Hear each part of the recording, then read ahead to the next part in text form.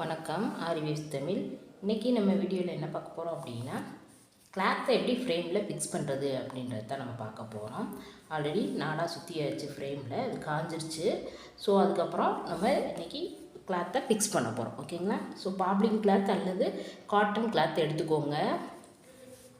அதை கரெக்டாக இது மேலே ப்ளேஸ் பண்ணிக்கோங்க. கீழே நாடா சுற்றி இருக்கோம் இல்லையா, ஸோ அதுக்கு மேலே கரெக்டாக ப்ளேஸ் பண்ணிக்கோங்க. பண்ணிவிட்டு நம்ம அவுட்டர் லைன் இருக்கு இல்லையா, ஸோ ஹுக் இருக்கு இல்லையா, இந்த ஃப்ரேமை அதுக்கு மேலே வைக்கணும். ஓகேங்களா? வைக்கும்போது நீங்கள் ரொம்ப கவனிக்க வேண்டியது எது அப்படின்னா, நீங்கள் இந்த கார்னர் பார்த்து தான் வைக்கணும். ஓகேங்களா? ஸோ ஒரு கிளாத்தோட நாலு கார்னர் இருக்கும் இல்லையா, ஸோ அதில் ஏதாவது ஒரு கார்னரில் வைக்கக்கூடாது. நீங்கள் எந்த சைடு கிளாத் எக்ஸஸாக இருக்கோ, இப்போ 1 மீட்டர் கிளாத் வாங்கியிருக்கீங்க அப்படின்னா, இப்போ ஒரு கிளாத் இருக்குது அப்படின்னா, ஏதாவது ஒரு கார்னர் பார்த்து நீங்கள் ஃபஸ்ட்டு இன்னர் ஃப்ரேமை கீழே வச்சுக்கோங்க. அவுட்டர் ஃப்ரேமை இந்த சைடு இப்படி திருப்பிடணும், அதுக்கு ஆப்போசிட் சைடு. இப்போ நான் சொல்கிறேன், உங்களுக்கு புரியுதா? கிளாத் எந்த பக்கம் எக்ஸஸாக இருக்கோ அந்த பக்கம் ஃப்ரேமோட ஹூக் இருக்கணும். ஓகேங்களா? எதுக்காக அப்படின்னா, நம்ம ஃப்ரேமை ஃபிக்ஸ் பண்ணதுக்கப்புறம் எக்ஸஸாக இருக்க அந்த கிளாத் இருக்கு இல்லையா, அதை நம்ம என்ன பண்ணுவோம் அப்படின்னா, சுருட்டி ஹேருக்கெலாம் பேண்ட் போடுவோம் இல்லையா, கிளிப் போடுவோம் இல்லையா, கிளச் கிளிப். ஸோ அதை வச்சு நம்ம ஸ்டாண்டோடு சேர்த்து நம்ம பின் பண்ணிக்குவோம். ஓகேங்களா? ஸோ அதுக்காகத்தான் அதோட ஆப்போசிட் சைடு நம்ம இதை வைக்கணும். ஃப்ரேமை, அவுட்டர் ஃப்ரேமை, இந்த ரிங்கை வைக்கணும். ஓகேங்களா? ஸோ இது ஆப்போசிட் சைடு போகுது. இப்போ பாருங்கள், உங்களுக்கு கொஞ்சம் தெளிவாக காட்டுறேன். இப்போ அந்த சைடு நான் ஃப்ரேமை வச்சுட்டு இதை ஃபுல்லாக லூஸ் பண்ணிக்கோங்க. ஹூக்கை ஃபுல்லாக லூஸ் பண்ணிக்கோங்க, லாஸ்ட் வரைக்கும் லூஸ் பண்ணிக்கோங்க. பண்ணிவிட்டு கீழே வச்சுக்கோங்க. இந்த பெருவிரல் இருக்கு இல்லையா, பெருவிரல் ஆள்காட்டி விரல் 2 கையிலையுமே இந்த மாதிரி வச்சு இப்படி ஒரு லைட்டாக ப்ரெஸ் கொடுங்க. ப்ரெஸ் கொடுத்தீங்க அப்படின்னா நமக்கு ஃப்ரேம் உள்ளே போயிடும். ஏன் அப்படின்னா, லைட்டாக நம்ம நாடா சுற்றிருக்கோம்ல ஒரு லைனில், அதனால் ஃப்ரேம் உள்ளே போயிடும்.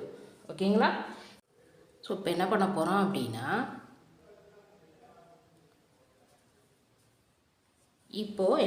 அப்படின்னா, இதை ப்ரெஸ் பண்ணிட்டோம் இல்லையா, இப்போ இதை அப்படியே பேக் சைடு திருப்பிக்கோங்க. திருப்பிட்டு இந்த லெஃப்ட் ஹேண்ட் இருக்கு இல்லையா, ஸோ இந்த பெருவிரலில் இப்படி வச்சு அமுங்க போகிறோம். ஸோ ஓகேங்களா? இந்த விரலை வச்சு கீழே வச்சுட்டு இந்த விரலை பிடிச்சி இழுக்க போகிறோம். இந்த 2 விரலை வச்சு கிளாத்தை பிடிச்சி இழுக்க போகிறோம். இப்போ பாருங்கள், இந்த மாதிரி.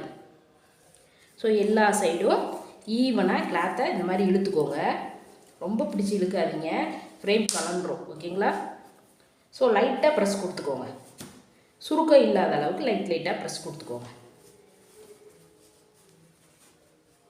ஸோ நான் ஓரளவுக்கு ப்ரெஸ் கொடுத்துருக்கேன். ஓகேங்களா? இப்போ மறுபடியும் பேக் சைடு திருப்பிக்கலாம். திருப்பிட்டோம். ஸோ கிளாத்து ரொம்ப லூஸாக இருக்குது இல்லையா, மறுபடியும் இந்த ஃப்ரேமை லைட்டாக டைட் வச்சுக்கோங்க. அதாவது ஒரு 2 சுற்று மட்டும், ஃபுல்லாக வைக்கக்கூடாது. மறுபடியும் திருப்பிக்கோங்க. மறுபடியும் இதே மாதிரி தான் இந்த 2 விரலை கிளாத்தை பிடிச்சிக்கோங்க, இந்த 2 விரல்லையும். ஸோ பெரு விரல் இருக்கு இல்லையா, வலது கையில் ஆள்காட்டி விரல், இதை வச்சு இப்படி ஒரு ப்ரெஸ் கொடுங்க, இந்த மாதிரி. ஸோ இதே தான் நம்ம 3 டைம்ஸ் பண்ணணும். ஓகேங்களா? அப்போ தான் நமக்கு கிளாத்து டைட் ஆகும். ஸோ இப்போ நான் 2 தடவை பண்ணியிருக்கேன். இன்னும் 1 டைம் பண்ணிட்டோம் அப்படின்னா கிளாத்து நல்லா ஃபிக்ஸ் ஆகிடும். இப்போது மறுபடியும் என்ன பண்ண போகிறோம் அப்படின்னா, அட்ஜஸ்ட் பண்ண போகிறோம். அதாவது கொஞ்சம் டைட் வைக்கிறேன், ஒரு சுற்று மட்டும். ஓகேங்களா? மறுபடியும் பேக் சைடு திருப்பிக்கலாம்.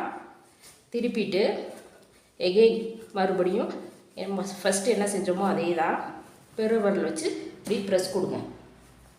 பிடிச்சிட்டு இந்த லெஃப்ட் ஹேண்டில் பிடிச்சி இழுங்க கிளாத்தை லைட்டாக. ரொம்ப இழுத்தீங்க அப்படின்னா கிளாத் விட்டு போகும், அது டேமேஜ் ஆகும். ஓகேங்களா? நடுவில் எந்த ஒரு சுருக்கமும் இருக்கக்கூடாது நமக்கு. அப்போ தான் ஆரி போடும்போது நமக்கு நீட்டாக இருக்கும். உங்களுக்கு செயின் கரெக்டாக வரும். சில்க் த்ரெட், ஜரி த்ரெட்டில் நம்ம செயின் போடுவோம் இல்லையா, ஸோ அது கரெக்டாக இருக்கும். இந்த மாதிரி டைட்டாக பிடிச்சி இழுங்க. ஸோ எனக்கு எல்லா பக்கமும் ஈவனாக டைட் ஆகிடுச்சு. ஓகேங்களா? இந்த மாதிரி ஒரு ப்ரெஸ் கொடுத்துக்கோங்க எல்லா சைடும் ஈவனாக. அவ்வளோதான். இப்போ பேக் சைடு திருப்பிக்கலாம். நல்லா ஃபுல் டைட் வச்சுக்கோங்க. ஃபுல் டைட் வச்சுட்டு இப்படி தட்டினீங்க அப்படின்னா டம் டம்னு உங்களுக்கு சவுண்டு கேட்கணும். இந்த நடுவில் ஃப்ரேம் வந்து இப்படி தட்டினீங்க அப்படின்னா அந்த கிளாத்துலேருந்து டம் டம்னு சவுண்டு கேட்கணும். அப்படி வந்தது அப்படின்னா நீங்கள் கரெக்டாக ஈவனாக கிளாத்தை ஃபிக்ஸ் பண்ணியிருக்கீங்க அப்படின்னு அர்த்தம். ஒரு சில இடத்துல லைட்டாக லூஸ் ஆகி இருக்கும் கிளாத்து. ஸோ அதை ஃபைனலாக நம்ம அட்ஜஸ்ட் பண்ணிக்கலாம். உங்களுக்கு எந்த சைடு லூஸாக இருக்கோ அதுக்கு ஆப்போசிட்டு நீங்கள் சரி பண்ணணும். ஓகேங்களா? டைட்டு வைக்கணும். அதே சைடு நீங்கள் டைட்டு வைக்கக்கூடாது கிளாத்தை பொறுத்தளவுக்கு. அப்படி வச்சிங்க அப்படின்னா உங்களுக்கு ஈஸியாக அது லூஸாக இருக்க பக்கம் டைட் ஆகிடும். இப்போ அந்த சைடு லூஸாக இருக்குது அப்படின்னா இந்த சைடு தான் நீங்கள் இழுக்கணும், அதே சைடு இழுக்கக்கூடாது. அப்படி இழுத்தீங்க அப்படின்னா ஈவனாக உங்களுக்கு கரெக்டாக வந்துடும். ரொம்ப பிடிச்சி இழுக்கக்கூடாது. டைட் வச்சதுக்கப்புறம் ஃபுல் டைட் வச்சதுக்கப்புறம் பிடிச்சி இழுத்தீங்க அப்படின்னா ஃப்ரேம் கலந்துட்டு வந்துடும். இப்போ ஃபுல் டைட் வச்சாச்சு. இப்போ ஃப்ரேம் கரெக்டாக ஃபிக்ஸ் பண்ணியாச்சு. ஓகேங்களா? ஸோ ஃபுல் அட்ஜஸ்ட் வச்சாச்சு. இனி டைட் வைக்க முடியாது. உங்களுக்கு இந்த சவுண்டு கேட்குது அப்படின்னா நீங்கள் கரெக்டாக ஃபிக்ஸ் பண்ணியிருக்கீங்க அப்படின்னு அர்த்தம். ஓகேங்களா? ஸோ எனக்கு இந்த சவுண்டு கேட்குது. அவ்வளோதான். இப்போ நம்ம ஸ்டாண்டில் ஃபிக்ஸ் பண்ண போகிறோம். என்னோடது ஃபிக்ஸட் ஸ்டாண்டு. ஓகேங்களா? ஸோ இதை அப்படியே நான் ஃபிக்ஸ் பண்ண போகிறேன். உங்கள்கிட்ட ஃபிக்ஸட் ஸ்டாண்டு இருக்குது அப்படின்னா இந்த டிப்ஸை நீங்கள் ஃபாலோ பண்ணிக்கோங்க. உங்கள்கிட்ட ஃபிக்ஸட் ஸ்டாண்டு இருக்குது அப்படின்னா அதை அப்படியே வச்சு நீங்கள் ஃபிக்ஸ் பண்ணிக்கலாம். ஓகேங்களா? இல்லை எனக்கு அட்ஜஸ்ட் பண்ணுற ஸ்டாண்டு தான் இருக்குது அப்படின்னா ஃபஸ்ட்டு அதோட கால்கள் இருக்கு இல்லையா, அதோட போல்டை கழட்டிட்டு ஃபுல் டைட்டு வச்சுட்டு அதுக்கப்புறம் ஃப்ரேமை மாட்டுங்க. ஓகேங்களா? இதுதான் என்னோடய ஃபிக்ஸட் ஸ்டாண்டு. இதில் நான் ஃப்ரேமை கொண்டு வந்து வைக்கிறேன். ஃப்ரேமை ஃபிக்ஸ் பண்ண போகிறேன். ஓகேங்களா? கிளாத் எல்லாம் உள்ளே தள்ளி விட்டுருங்க. தள்ளிட்டு இப்போது இந்த சைடு இருக்கு இல்லையா, ஸோ இந்த சைடு தான் இந்த ஹூக்கு வரணும். ஃபஸ்ட்டு இந்த போல்டை நம்ம லூஸ் பண்ணிக்கலாம். அப்போ தான் ஃப்ரேம் உள்ளே நமக்கு கரெக்டாக ஃபிக்ஸ் ஆகும்.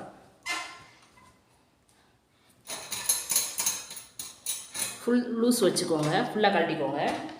இப்போ எனக்கு ஃப்ரேம் உள்ளே ஃபிக்ஸ் ஆயிடுச்சு. ஸோ இப்படியே வச்சுட்டிங்க அப்படின்னா இது எடுத்துகிட்டே வந்துக்கிட்டே இருக்கும். ஸோ என்ன பண்ணணும் அப்படின்னா இதை இப்படி இழுத்து பிடிச்சிக்கோங்க. அதாவது இந்த ஃப்ரேமை நம்ம டைட் பண்ணுறதுக்காக இந்த இடத்துல பிடிக்கணும். பிடிச்சிட்டு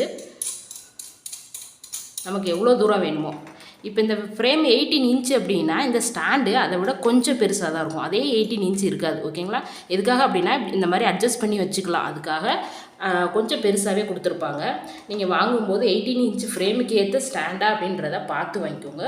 ஃப்ரேம் அதே மாதிரி எந்த ஒரு டேமேஜ் இல்லாமல் தான் பார்த்து வாங்கிக்கோங்க. கிளாத்தும் அதே மாதிரி தான். நீங்கள் பாப்ளிங் கிளாத் வாங்கும்போது டேமேஜ் இல்லாமல் பார்த்துக்கோங்க. இல்லை அப்படின்னா காட்டன் கிளாத் யூஸ் பண்ணுங்கள். ஒரு சில சில்க் ப்ளவுஸ் யூஸ் பண்ணுவீங்க. நம்ம என்ன ப்ளவுஸ் யூஸ் பண்ணுறோமோ, ஒர்க் பண்ண போகிறோமோ, ஸோ அந்த ப்ளவுஸ் கிளாத்து கூட வாங்கியிருப்பீங்க, சில்க் காட்டன். ஸோ அதையும் நீங்கள் இதே மாதிரி டேமேஜ் இல்லாமல் பார்த்துக்கோங்க. இப்போ ஃபிக்ஸ் பண்ணிட்டேன். ஓகேங்களா? இந்த மாதிரி எக்ஸஸாக இருக்க கிளாத்து என்ன பண்ணணும் அப்படின்னா இந்த இடத்துல இப்படி சுருட்டி பிடிச்சிக்கோங்க. இல்லை அப்படின்னா நம்ம ஒர்க் பண்ணும்போது சிக்கிக்கிட்டே இருக்கும். இதுக்கு ஹேர் கிளிப்பு எல்லோரும் யூஸ் பண்ணுவோம் இல்லையா, கிளச் கிளிப்பு. ஸோ இதை வச்சு இப்படி மாட்டிக்கோங்க. நமக்கு டிஸ்டர்ப் ஆகாது. ரெண்டாவது கிளாத்து எந்த ஒரு டேமேஜும் ஆகாது. நம்மளை ஃப்ரேம் டிஸ்டர்ப் பண்ணாமல் இருக்கும் இந்த கிளாத்து. ஓகேங்களா? ஒர்க் பண்ணும்போது இது ஒரு டிப்ஸ். இதை ஃபாலோ பண்ணிக்கோங்க. இப்போ ஃப்ரேம் ஃபிக்ஸ் பண்ணியாச்சு. ஸ்டாண்ட்லேயும் நம்ம ஃப்ரேமை ஃபிக்ஸ் பண்ணிட்டோம், கிளாத்தையும் ஃபிக்ஸ் பண்ணிட்டோம். ஓகேங்களா? 2 ப்ராசஸ் முடிஞ்சு 3ஆவது ஸ்டெப்பு இப்போ என்ன அப்படின்றத பார்ப்போம். நம்ம ஸ்டார்ட் பண்ணதுமே ஒர்க் பண்ண போகிறது கிடையாது. ஓகேங்களா? ஸோ இந்த நீடில் இங்கிட்ட இருக்கட்டும். ஒயிட் கலர் கிளாத் தான் வாங்கணும் கண்டிப்பாக, பேசிக்கில் இருக்கவங்க. நெக்ஸ்ட்டு காட்டன் கிளாத் அல்லது பாப்ளிங் கிளாத் தான் வாங்கணும். ஓகேங்களா? இப்போது நீடிலை பற்றி பார்க்கலாம். நீடில் வந்து டியூலிப் பிராண்ட் ஜப்பான். இந்த சைடு 14 நம்பர் 0.mm போட்டிருக்கோம். ஸோ ஆரியை பொறுத்தளவுக்கு நமக்கு ஆரி நீடில் வேணும். நிறைய பேர் வந்து நீங்கள் அயன் நீடில் யூஸ் பண்ணுவீங்க. அயன் நீடில் யூஸ் பண்ணாதீங்க. இந்த நீடில் அப்படின்னா கொஞ்சம் லைஃப் லாங் இருக்கும். ஓகேங்களா? இதில் 2 நீடில் வாங்க சொல்லியிருப்பேன். ஒன்று 23, இன்னொன்று 14. 14ஆம் நம்பர் எதுக்கு அப்படின்னா த்ரெட் ஒர்க்குக்காக. 23ஆம் நம்பர் நீடில் எதுக்கு அப்படின்னா பீடுக்காக. ஓகேங்களா? இதை நான் ஆல்ரெடி சொல்லியிருப்பேன் ஃபஸ்ட் கிளாஸ்லேயே, வாங்கியிருப்பீங்க. இப்போ என்ன பண்ண போகிறோம் அப்படின்னா இந்த டியூலிப் அப்படின்னு இருக்குல்ல, இந்த 14 நம்பர். ஸோ இந்த 2 சைடு தான் இப்படி நம்ம ரொட்டேஷன் கொடுக்க போகிறோம். ஒரு சின்ன ரொட்டேஷன் தான் கொடுக்க போகிறோம். ஆரியை பொறுத்தளவுக்கு ஒரு சின்ன ரொட்டேஷன் கொடுத்து தான் நம்ம செயின் போடுவோம். நம்மளோட கை விரல்கள் இருக்கு இல்லையா, ஸோ இந்த 4 விரலில் மட்டும்தான் இந்த நீடியில் பிடிக்கணும். இந்த மாதிரி லைட்டாக ஒரு ரொட்டேஷன் கொடுக்கணும். ஓகேங்களா? இந்த சுண்டு விரல் யூஸ் பண்ணக்கூடாது. இதை யூஸ் பண்ணிங்க அப்படின்னா உங்களுக்கு ஸ்பீடு கிடைக்காது. ஓகேங்களா? ஸோ இந்த 4 விரல் மட்டும்தான் உங்களுக்கு இந்த மாதிரி ரொட்டேஷன் ஆகும். இதை மட்டும் கவனமாக பார்த்துக்கோங்க. இப்படி பண்ணும்போது என்ன ஆகும் அப்படின்னா உங்களுக்கு கையெல்லாம் வீங்க ஆரம்பிச்சிரும், வலிக்க ஆரம்பிச்சிரும். இந்த இடத்துல நீங்கள் என்ன பண்ணிக்கலாம் அப்படின்னா த்ரெட்டு சுற்றிக்கலாம். எம்ப்ராய்டரி த்ரெட் சுற்றிக்கிட்டீங்க அப்படின்னா கொஞ்சம் நல்லாயிருக்கும். இல்லை அப்படின்னா பென் இருக்கு இல்லையா, ஸோ பென்னில் வந்து ரீஃபில் எடுத்துகிட்டு இதை இந்த நீடியில் நீங்கள் இன்சர்ட் பண்ணி கூட ஒர்க் பண்ணலாம். நம்ம சின்ன வயசில் பேனா பிடிச்சி எழுதியிருப்போம். இப்போ நீடில் வந்து லீனாக இருக்கிறதுனால இப்படி பிடிச்சி ஒர்க் பண்ணும்போது நமக்கு என்ன ஆகும் அப்படின்னா ஒரு அன்கம்ஃபர்டபுள் இருக்கும். ஓகேங்களா? கம்ஃபர்டபுளாகவே இருக்காது. ஸோ அதனால் நீங்கள் த்ரெட்டு சுற்றிக்கோங்க. இல்லை அப்படின்னா பேனாவில் ரீஃபில் எடுத்துகிட்டு இதை இன்சர்ட் பண்ணி கூட நீங்கள் ஒர்க் பண்ணிக்கலாம். இப்போ என்ன பண்ண போகிறோம் அப்படின்னா நம்ம ஸ்டார்ட் பண்ணதுமே செயின் போட போகிறது கிடையாது. ஓகேங்களா? அதுக்கு முன்னாடி இந்த மாதிரி கிளாத்துலேருந்து உங்களால் நீடியில் எடுக்க முடியுதா அப்படின்னு பார்க்குறக்காக இந்த ப்ராக்டிஸ் இப்படி குத்தி குத்தி பாருங்கள். நான் சொல்லியிருக்கேன் இந்த சுண்டு விரல் யூஸ் பண்ணக்கூடாது. இப்படி குத்தி குத்தி பார்க்கணும். ஆரியை பொறுத்தளவுக்கு நம்ம 90 டிகிரியில் தான் வச்சு செயின் போடணும். இல்லை என்னால் அப்படி போட முடியல அப்படின்னா கொஞ்சம் சாய்வாக. ஓகேங்களா? இந்த பெண்டு இருக்கு இல்லையா, இந்த பெண்டு கொஞ்சம் சாய்வாக இருக்கும். ஆரி நெடியில் பொறுத்தளவுக்கு இந்த இடத்துல லீனாக இருக்கும், இந்த இடத்துல ஒரு பெண்டு கொடுத்துருப்பாங்க. ஓகேங்களா? இதில் தான் நம்ம த்ரெட் எடுத்து நம்ம செயின் போடணும். இது வந்து ரொம்ப இப்படி இது பண்ணும்போது இது உடஞ்சி போகும். ஸோ அதை கொஞ்சம் கேர்ஃபுல்லாக பார்த்துக்கோங்க. அதுக்கு முன்னாடி நீங்கள் இந்த மாதிரி ப்ராக்டிஸ் பண்ணிட்டீங்க அப்படின்னா உங்களால் ஈஸியாக கிளாத்தில் இருந்து நீடில் எடுக்க முடியும். இல்லை அப்படின்னா நீங்கள் எடுக்கும்போது இது உடையிற கூட சான்சஸ் இருக்குது. இந்த மாதிரி ஃபஸ்ட் டே ஃபுல்லாக நீங்கள் ப்ராக்டிஸ் பண்ணுங்கள். நெக்ஸ்ட் டே வந்து நம்ம செயின் போட்டுக்கலாம். ஓகேங்களா? ஸோ இப்படி குத்தி பாருங்கள். இல்லை அப்படின்னா இப்படி சாய்வாக நீங்கள் குத்தி பார்க்கணும். இது 2 டைரெக்ஷன்லையும் இந்த மாதிரி பண்ணிட்டீங்க, ப்ராக்டிஸ் பண்ணிட்டீங்க அப்படின்னா உங்களுக்கு நீடிலும் உங்களுக்கு இருக்க பாண்ட் அதிகரிக்கும். நீங்கள் ஒவ்வொரு நாள் டெய்லி எடுக்கும்போது நீடியில் இந்த மாதிரி ஒரு 2 நிமிஷம் கையில் வச்சு இப்படி தேய்ச்சிக்கோங்க. தேய்ச்சிங்க அப்படின்னா உங்களுக்கும் நீடிலுக்கும் இருக்க பாண்டிங் அதிகரிக்கும். புதுசாக நீங்கள் நீடில் பிடிக்கிற மாதிரி ஒரு பயம் இருக்காது, நடுக்க இருக்காது. ஓகேங்களா? ஸோ ஃபஸ்ட் டே ப்ராக்டிஸ் என்ன, இந்த மாதிரி நீடியில் இப்படி பஞ்ச் பண்ணி பார்க்குறது. ஸோ நாளைக்கு கிளாஸில் என்ன பார்க்க போகிறோம், ஜரியை வச்சு எப்படி செயின் போடுறது அப்படின்றத நம்ம பார்க்க போகிறோம். ஸோ கண்டிப்பாக எல்லோரும் ஆரி நீடில் 14 நம்பர் வாங்கிக்கோங்க. ஒயிட் கலர் பாப்ளின் கிளாத் வாங்கிக்கோங்க. ஃப்ரேமை கிளாத்தாக ஃபிக்ஸ் பண்ணிவிட்டு ஸ்டாண்டில் ஃபிக்ஸ் பண்ணிவிட்டு எனக்கு வாட்ஸ்அப்பில் இமேஜ் எடுத்து சென்ட் பண்ணுங்கள். நெக்ஸ்ட் டே வந்து நம்ம ஜரியில் செயின் போட ஆரம்பிச்சிடலாம். ஓகேங்களா? இப்போ உங்களுக்கு கிளியராக புரிஞ்சுருக்கும் பேசிக்கில் என்னென்ன பண்ணணும். ஃபஸ்ட்டு ஸ்டார்டிங் ஸ்டெப்பு இதுதான். நாளையிலேருந்து கிளாஸ் உங்களுக்கு ஸ்டார்ட் ஆக ஆரம்பிச்சிடும். ஜரியில் செயின் போடுவோம், அடுத்து சில்க் த்ரெட்டில் செயின் போடுவோம். ஓகேங்களா? தேங்க்யூ.